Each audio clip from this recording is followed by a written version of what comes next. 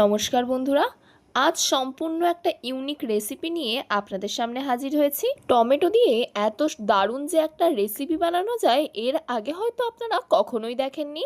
এই রেসিপিটা একবার দেখলে এই রেসিপিটাই বানিয়ে খেতে ইচ্ছা করবে। আর সবচেয়ে বড় কথা, এটা বানাতে বিশেষ খাটনি বা বিশেষ কোনো উপকরণেরও প্রয়োজন নেই।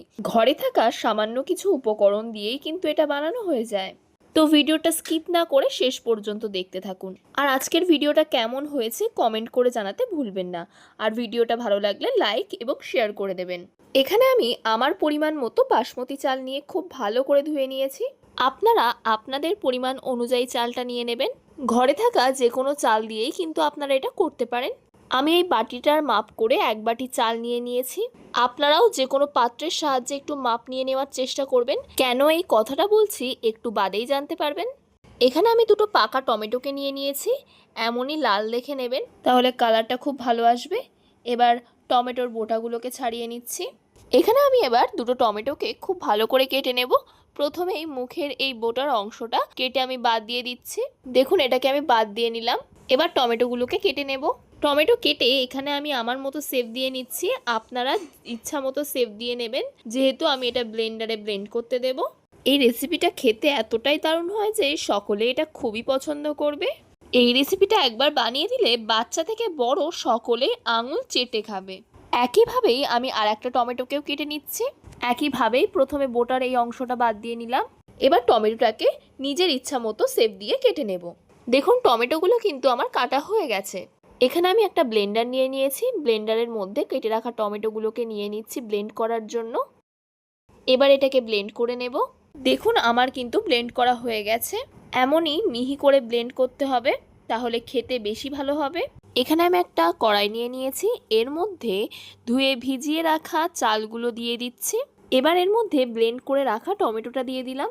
এই চালের সাথে পেস্ট করে রাখা টমেটোটা খুব ভালো করে মিশিয়ে নিতে হবে। অনেকক্ষণ ধরে খুব ভালো করে কিন্তু এটাকে মিশিয়ে নিতে হবে। টমেটোর পেস্টটা যদি আমি খুব ভালো করে মিহি করে না করে নিতাম, তাহলে কিন্তু মেশানো যেত না খুব ভালো করে। আর মিহি করে পেস্টটা করে নিলে পুরো চালটার সাথে টমেটোটা মিশে যাবে, আর খেতেও কিন্তু ভালো হবে। এইভাবে আপনারাও আমার বলার টিপসগুলো ফলো করবেন, তাহলে রান্নাটা কিন্তু স্বাদে গন্ধে অতুলনীয় হবে। এখানে গ্যাসে আমি একটা কড়া গরম হতে বসিয়ে দিয়েছি। এর মধ্যে টমেটো দিয়ে মেখে রাখা চালগুলো দিয়ে দেব। চালগুলো কড়াইতে দিয়ে আবারও খুব ভালো করে খুন্তির সাহায্যে আমি মিশিয়ে নিচ্ছি। এই সময় কিন্তু গ্যাসটা অন করে গ্যাসের আঁচটা মিডিয়ামে রাখতে হবে। এই রেসিপিটা আপনারা বাড়িতে একবার বানিয়ে দেখবেন, খেতে কিন্তু অসাধারণ হয়। এত সহজে যে এই রেসিপিটা বানানো হয়ে যায় আপনারা কিন্তু বিশ্বাসই করতে পারবেন না। 5 মিনিট কিন্তু লো ফ্লেমে রেখে ভালো করে কিন্তু চালের সাথে টমেটোর পেস্টটা মিশিয়ে নিতে হবে, তাহলে খেতে কিন্তু দুর্দান্ত লাগবে। আমি এখানে টমেটোর পেস্টটা পুরো মিহি করেছিলাম বলেই এত সুন্দর করে মেশানো যাচ্ছে। আপনাদের মনে আছে এই বাটির মাপটা আমি দেখে রাখতে বলেছিলাম? হ্যাঁ, এই বাটির মাপ করেই আমি 2 বাটি দেবো জল। আমি 1 বাটি নিয়েছিলাম এই বাটিরই মাপ করে চাল, আর 2 বাটি দিয়ে দিচ্ছি জল। যতটা চাল নেবেন তার ডবল কিন্তু জল দিয়ে দিতে হবে। এবার এতে দিয়ে দিচ্ছি লবণ। যতটা পরিমাণ লবণ লাগবে ততটাই আমি এখনই দিয়ে দিচ্ছি। এবার এতে দিয়ে দিচ্ছি চা চামচের হাফ চামচেরও কম হলুদ গুঁড়ো। এবার হলুদটা এর সাথে খুব ভালো করে মিশিয়ে নিতে হবে।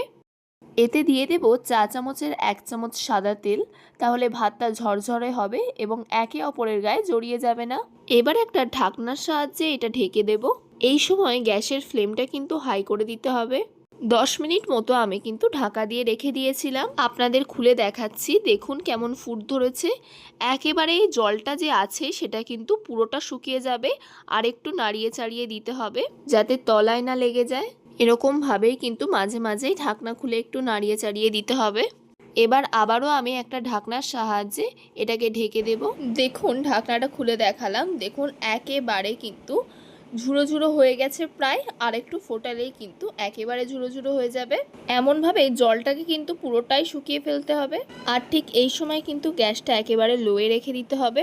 এইভাবে কিন্তু আরও কিছুক্ষণ ফুটিয়ে নিতে হবে, যতক্ষণ না জলটা পুরোপুরি শুকিয়ে যায়। আপনাদের দেখাচ্ছি কেমন চালটা গলে গেছে।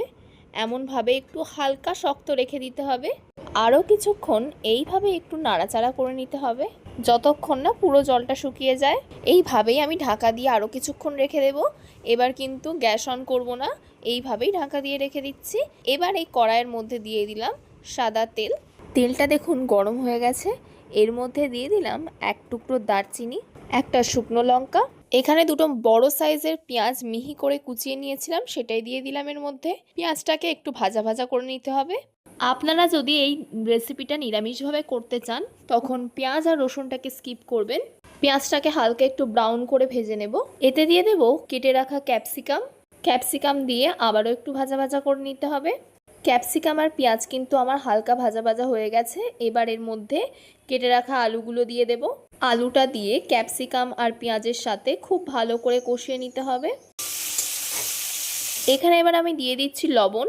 ভাতে যেহেতু অনেকটা পরিমাণে লবণ দেওয়া ছিল, তাই এখানে লবণটা কিন্তু বুঝে দিতে হবে। আলু কিন্তু অনেক সুন্দর করে কষিয়ে নিতে হবে।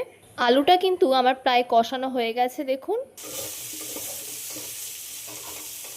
আলুটা খুব ভালো করে কষানোর পর এতে দিয়ে দিচ্ছি চা চামচের 2 চামচ পরিমাণ আদা রসুন বাটা।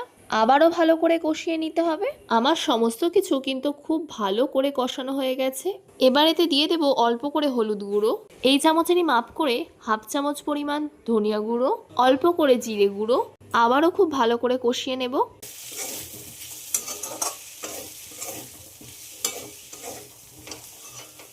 দেখুন কষানো কিন্তু প্রায় হয়ে গেছে, একটা মাখো মাখো ব্যাপার এসছে। আর খানিকক্ষণ একটু কষিয়ে নেব। তরকারি কিন্তু যত ভালো করে কষানো হয় ততই তরকারির স্বাদ কিন্তু বেড়ে যায়। দেখুন আলুটাও এদিকে আমার গলে গেছে। ভাত যেটা করেছিলাম কড়ার মধ্যে ঢাকা দিয়ে রেখে দিয়েছিলাম, দেখুন কতটা ঝুড়ো ঝুড়ো আর কতটা সুন্দর হয়েছে।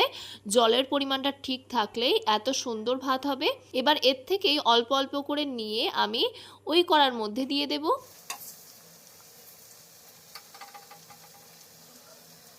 একসাথে কিন্তু অনেকটা দেবেন না, অল্প অল্প করে দিয়ে এইভাবেই মিশিয়ে নিতে হবে। আবারও এর থেকে আমি নিয়ে এর মধ্যে দিয়ে দেব। এইভাবেই করে রাখা সব ভাতটা আমি এর মধ্যে দিয়ে দিচ্ছি।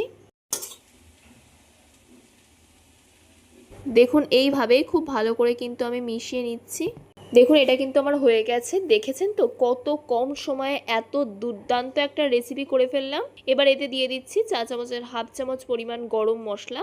গরম মশলাটা কিন্তু আমাদের বাড়িতে বানানোই গরম মশলা। এই ভিডিওর ডেসক্রিপশানে আমি গরম মশলার লিঙ্কটা দিয়ে দিয়েছি, চাইলে ওখান থেকে দেখে নিতে পারেন।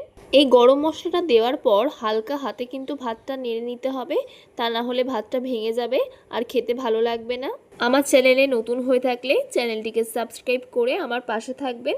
আর আজকের ভিডিওটা কেমন লাগলো কমেন্ট করে জানাতে ভুলবেন না। আজকের ভিডিওটা যদি আপনাদের ভালো লেগে থাকে তাহলে লাইক এবং শেয়ার করতেও ভুলবেন না। আপনাদের সাপোর্ট না পেলে আমরা কখনোই এগিয়ে যেতে পারবো না। ছোট থেকে বড় সকলেই কিন্তু এটা খেতে খুবই পছন্দ করবে। তো আজকের ভিডিওটা এই পর্যন্তই। পরবর্তী ভিডিওতে আপনাদের সাথে আবার দেখা হচ্ছে।